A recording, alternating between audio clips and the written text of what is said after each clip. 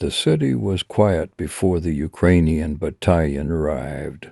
Nobody knew what was going to happen, but the Russian soldiers were waiting for them. There were 200 men and 100 women in the battalion, but the Russian soldiers were more in number and better trained.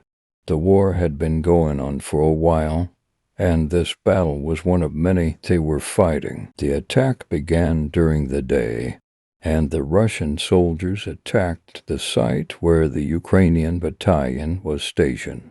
Next to the old church, the confrontation began with gunfire from both sides, and the battle was fiercely violent.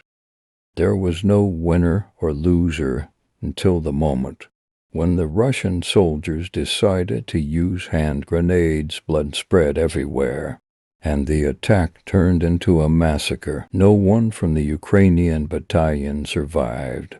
They were all killed, whether they were men or women.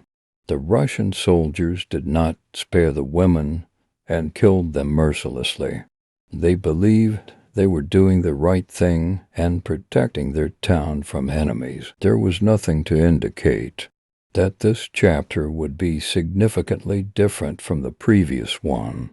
But when the night began, ghosts started appearing in the area where the battle had erupted. They were wearing soldiers' clothes, and their hands held guns. There was no sound that could be heard, except the footsteps of these ghosts. Their eyes were filled with blood, and their clothes were also covered in blood. There was nothing that could be done to escape from them because they could not turn into anything else. The ghost began walking to Moscow slowly, and they were walking in complete silence. There was nothing that could stop them, and there was nothing that could be done to get rid of them.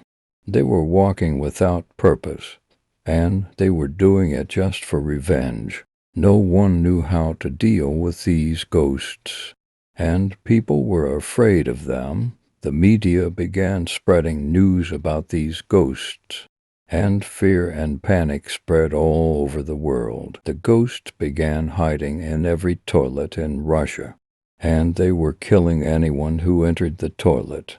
These ghosts were looking for anyone who tried to escape from them, and they killed them without mercy.